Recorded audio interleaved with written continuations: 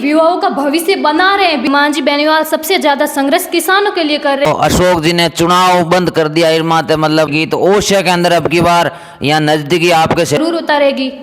तो विपक्षियों का तो काम ही है ऐसा कहना, तो आरएलपी को नहीं हरा पाएंगे। वो आएगी और इतनी सीटें लेके आएगी कि लोगों ने सोचा भी नहीं हो।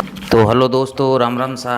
आज हमारे साथ है खींवसर विधानसभा क्षेत्र से सुमन चौधरी। इनसे आज हम बात कर रहे हैं राजनीतिक बारे में। राजनीतिक खींवसर की जो सीट है हॉट सीट है और ये आरएलपी से जुड़े हुए हैं, तो आज इनके बारे में बात करेंगे। तो आपका नाम और परिचय दो आप। मेरा नाम सुमन चौधरी है और मैं खींवसर से बिलोंग करती हूँ, कुर्ची गांव में रहती हूँ। तो सुमन जी, अभी चुनाव आ गया है, किकर कहीं है? चुनाव आ रहे हैं। देखो सभी लोग चुनाव के बारे में बहुत जागरूक है और मेरा सपोर्ट आरएलपी को है, क्योंकि जितना लाभ और विकास आरएलपी पार्टी ने किया है शायद ही किसी दूसरी पार्टी ने इतना विकास करा है। अभी हमारे कुर्ची में भी देख लो, विकास के मामले में कुर्ची बहुत आगे जा चुका है। इतनी सड़कें, बिजली, लाइट जैसे बहुत विकास हुआ है इस पार्टी से। तो आप कह रहे हो आरएलपी ने बहुत विकास कराया और विपक्ष बोल रहा है कि खींवसर को 70 साल पीछे धकेल दिया, कुछ विकास नहीं हुआ, ऐसा बोल रहे हैं। देखो राजनीतिक दो पहलू है, ऐसा कुछ नहीं है। इस पार्टी से हमें बहुत ही ज़्यादा लाभ मिला है और बहुत विकास करा है इस पार्टी ने, हनुमान जी ने।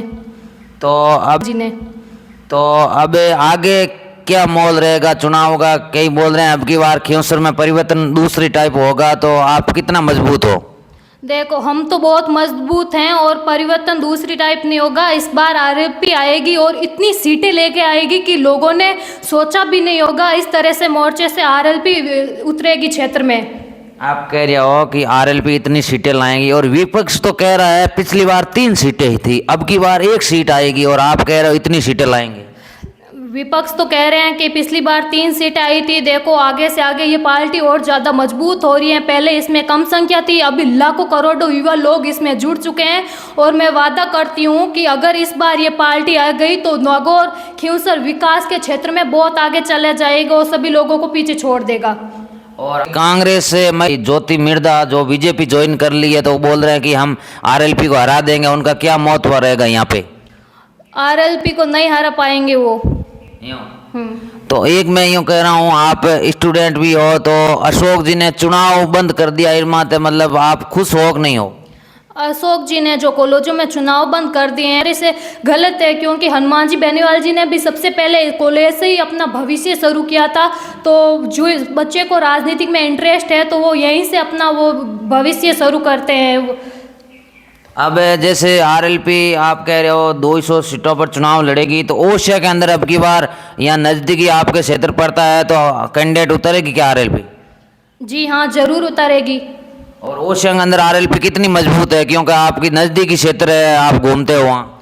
तो मैंने तो देखा है जितने युवा लोग आरएलपी के प्रति जागरूक है उससे ऐसे दूसरी पार्टियों की तरफ जागरूक नहीं है। तो पक्षपात की पार्टी है, तो आरएलपी किसानों को आज कितना संघर्ष कर रही है?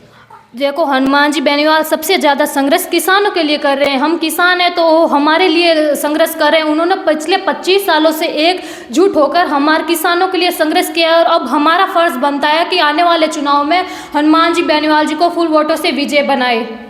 और जो वो सड़कें, टोल टैक्स, गरीब लोगों के लिए पेपर जैसी भर्ती परीक्षा वो लीक पेपर हो रहे हैं, उनके खिलाफ जो मुकदमे उठा रहे हैं वो कोई और दूसरा नहीं कर रहा है। एक आरएलपी माते बार बार आरोप लगे है कि आरएलपी युवा ने बिगाड़ रही है, तो इसमें आपका क्या कहना है? जो आरएलपी कोई युवा को नहीं बिगाड़ रही है, कि युवा जो है वो उनकी रुचि है आरएलपी के प्रति, वो तो खुद जा रहे हैं आरएलपी के प्रति कांग्रेस और बीजेपी को छोड़कर। और हनुमान जी बेनीवाल जी युवाओं का भविष्य बना रहे हैं, बिगाड़ नहीं रहे हैं।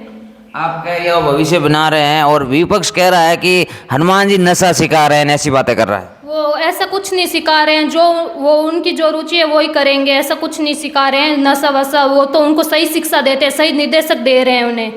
अब क्यों सर के अंदर आरएलपी का आपका कैंडिडेट नारायण जी रहे तो सही रहेगा, हनुमान जी, दोनों में कौन सही रहेगा? दोनों ही सही है, दोनों नेता ही मेरे लिए तो बहुत अच्छे हैं। दोनों ने बहुत विकास करा है कुर्ची और क्यों सर। अब की बार तो आरएलपी अपने 200 सीटों पर चुनाव लड़ेगी। अगर पूरी 200 सीटों में कितनी सीटें ला सकती है, क्या अनुमान है आपका? आरएलपी 50 से 60 सीटें आराम से लेके आ जाएंगी और आरएलपी को 2.5 से 2 करोड़ वोट आराम से मेरी राय में जरूर मिलेंगे।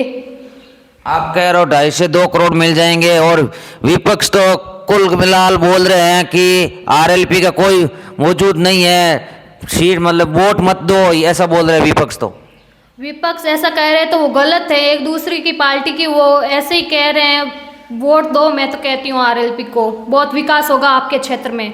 और आप महिला हो तो आप इस मेरे वीडियो के माध्यम से महिला और युवा को क्या संदेश देना चाहते हो? मैं युवा और महिलाओं को यही संदेश देना चाहती हूँ कि आपके आने वाली पीढ़ी के लिए भविष्य बनाओ, सही पार्टी वोट दो।